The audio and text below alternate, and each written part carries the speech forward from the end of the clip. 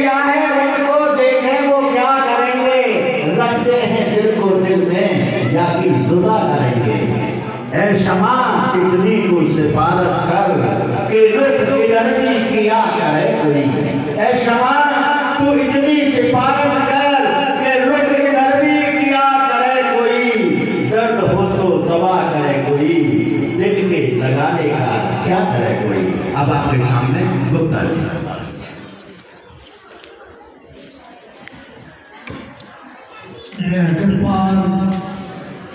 आज रूहानी संत श्रोमणी कृपा सिंधु दया सबके सागर हजूर स्वामी तुलसीलाल जी का जन्म दिवस हम मना रहे हैं। इस अवसर पर मैं अपने सतगुरु महाराज व अपने सरदेश संगत से आप सबको बधाइयाँ देता हूँ।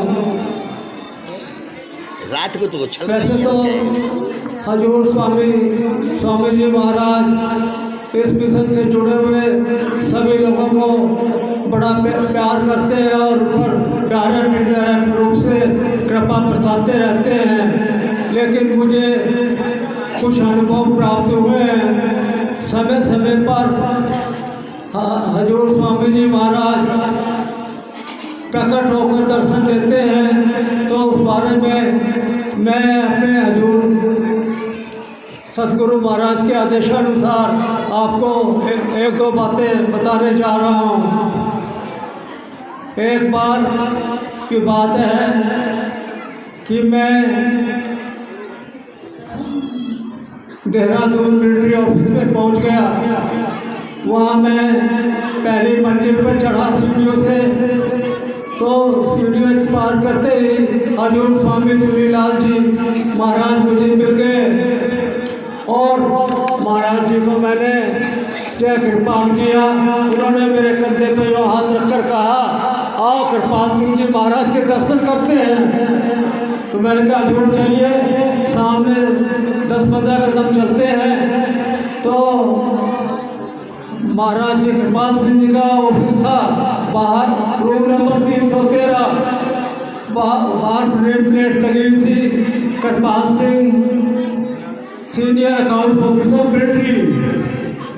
तो क्या देखते हैं, तो सामने कमरे से महाराज जी एक टिप्पण के लेकर निकलते हैं 3 खंड का, और बरामदे में आते हैं। तो स्वामी जी महाराज, मैंने उनको प्रणाम किया तो स्वामी जी मेरे बारे में बताने लगे, ये इतना ही कहा था ये, तो कहता है नहीं मुझे मालूम। महाराज जी कहते हैं मुझे मालूम है, मैं जानता हूँ। तो स्वामी जी चुप हो गए। तो एक बरामदे के अंदर एक टेबल थी, चारों तरफ 4 कुर्सियाँ रखी हुई थी। एक तरफ मतलब महाराज जी बैठ गए, एक तरफ स्वामी जी बैठ गए, मैं खड़ा रहा तीसरी तरफ। तो फिर मैंने कहा हजूर इजाज़त। महाराज जी से मैंने कहा, अरे खाना नहीं खाओगे? मैंने कहा हजूर आप खाइए। अरे मैं भी खाऊंगा, मास्टर भी खाएगा। शायद स्वामी जी को मास्टर बोलते होंगे। मास्टर भी खाएगा और तुम भी खाओगे।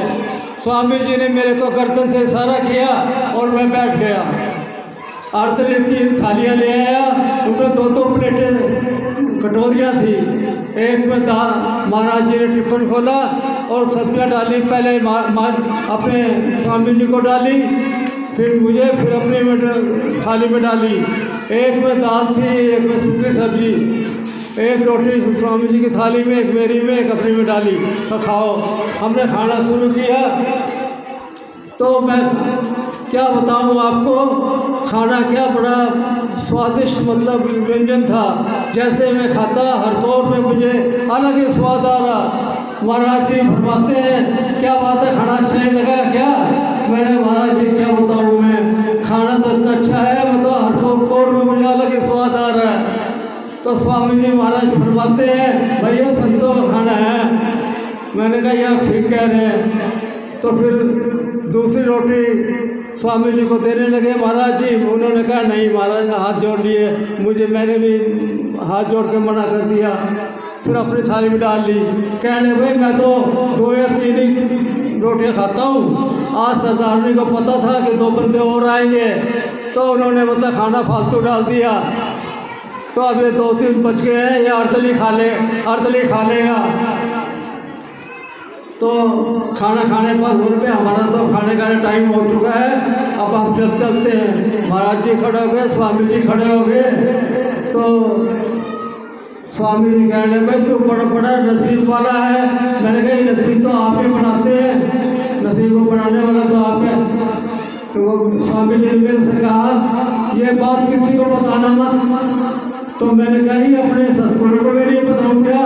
वो नहीं, अपने गुरु को बता सकता है, और गुरु की इजाज़त लेके जैसा वो कहे बता सकते हो।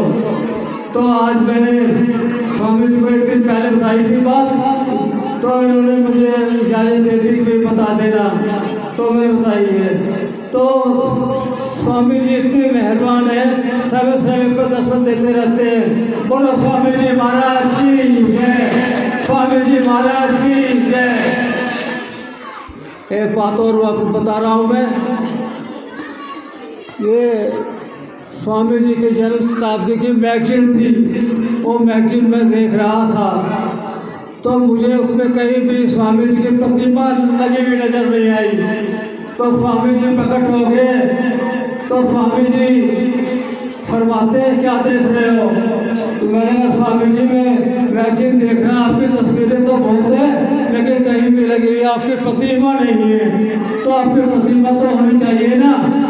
तो कह रहे प्रतिमा क्यों? मैंने कहा स्वामी जी आपके लोग दर्शन करेंगे और आपका मिशन आगे बढ़ेगा।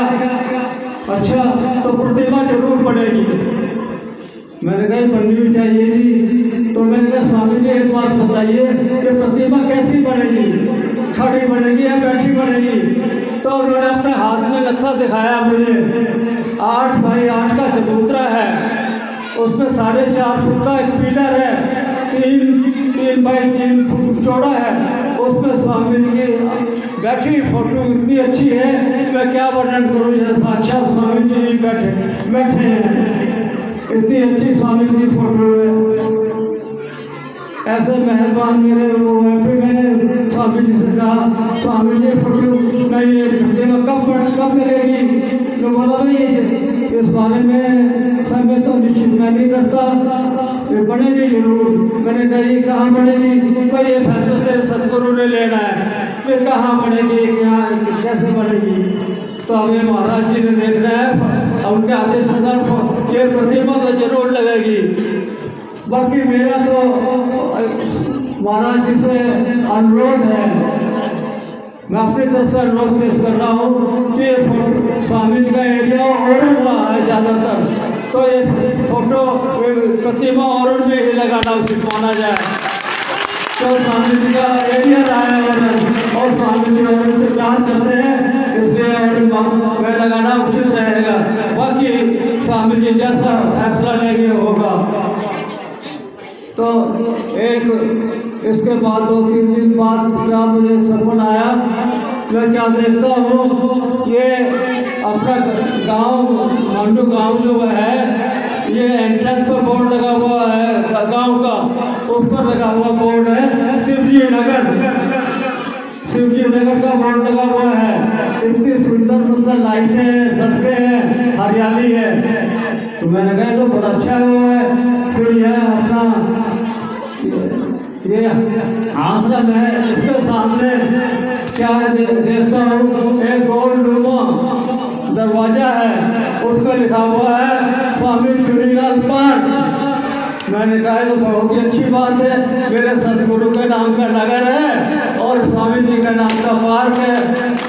तो मैं अंदर जाता हूँ, उससे अंदर देखता हूँ पार्क में जमुना जी जो है इसके मतलब 1800 फुट जो सड़क के लेवल पर उठाई हुई है और एक सुंदर पार्क बनाया हुआ है, उसमें बहुत अच्छे वो लगे हुए हैं।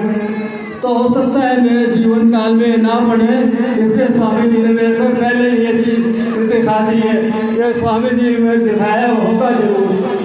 जय कृपाल, जय कृपाल। बोलो स्वामी जी महाराज की सब बोलिए, स्वामी जी महाराज की जय। सब मेरे सतगुरु शिवजी महाराज की जय, मेरे सतगुरु शिवजी महाराज